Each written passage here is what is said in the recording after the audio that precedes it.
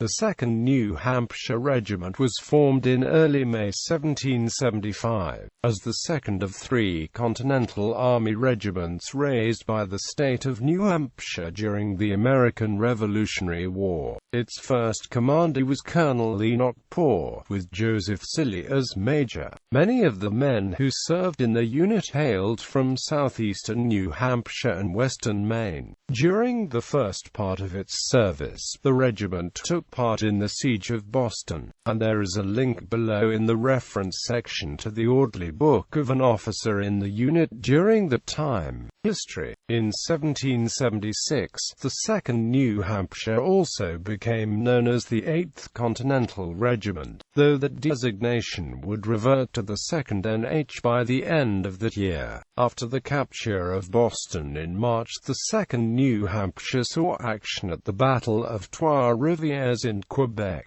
and by July 1776 they had retreated south to Fort Ticonderoga and helped construct a new fort across Lake Champlain on Rattlesnake Hill. At an exhibition currently at the fort, an original 8th Continental Regiment button that was probably worn on the coat of a New Hampshire soldier is on display for visitors to see. The 2nd NH 8th Continentals remained at Fort Ticonderoga until November 1776, when the New Hampshire units marched south to join the rest of the Continental Army and fought in the legendary winter battles of Trenton and Princeton in late 1776, early 1777.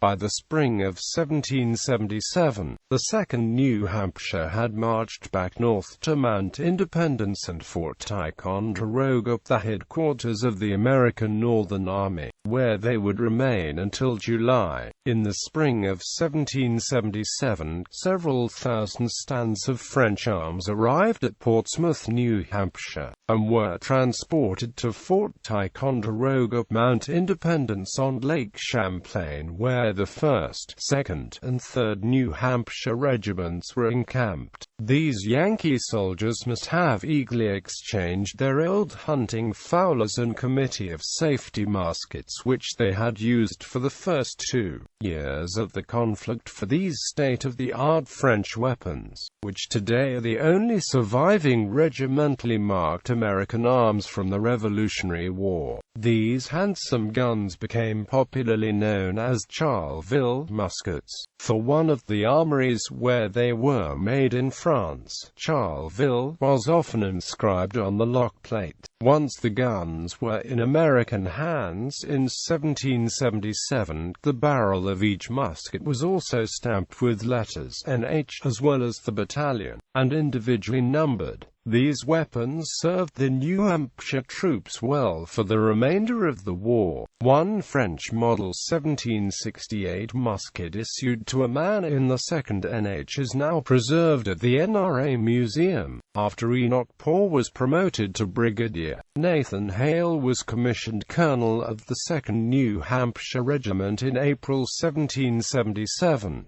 Only 3 months later, at Hubbardton, Vermont, in July, Colonel Hale and part of the regiment were captured by the British Army in a surprise dawn attack as the New Hampshire soldiers were having breakfast. While Hale was fortunate to not have been with the regiment during its sufferings at Valley Forge in 1778, he died as a POW in September 1780, the same month that General Enoch Poor died as well. After Hale's capture, George Reed of Londonderry took command of the regiment until the end of the war. Flags or colors which belonged to the 2nd NH were captured at Fort Anne in July 1777 during the retreat from Fort Ticonderoga. After more than a century, they were returned from Britain, and are on display today at the Tuck Library of the New Hampshire Historical Society in Concord. They are among the only American battle flags from the Revolutionary War known to exist. The colors containing the motto, "The Glory Not the Prey," are marked second and H rect, while the other colors captured at the time, the linked 13 rings,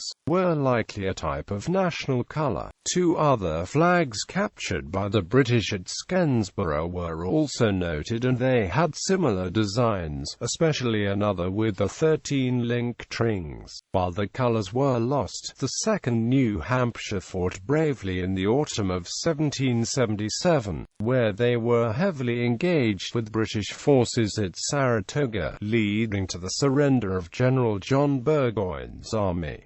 The final years. In 1778, the 2nd NH survived the horrors of Valley Forge and then fought at the scorching fields of Monmouth in June. In 1779, they were part of General John Sullivan's controversial campaign against Loyalists and Iroquois allied with the British. By 1781, the best soldiers of the 2nd New Hampshire had become designated as light infantry to serve as flankers and shock troops for the Continental Army. They served with distinction under the Marquis de Lafayette during the victorious Yorktown campaign that year and returned north to New York. Afterwards, during the summer of 1783, after 8 years of hard service, the 2nd Regiment was merged into the 1st New Hampshire Regiment and were disbanded on January 1, 1784.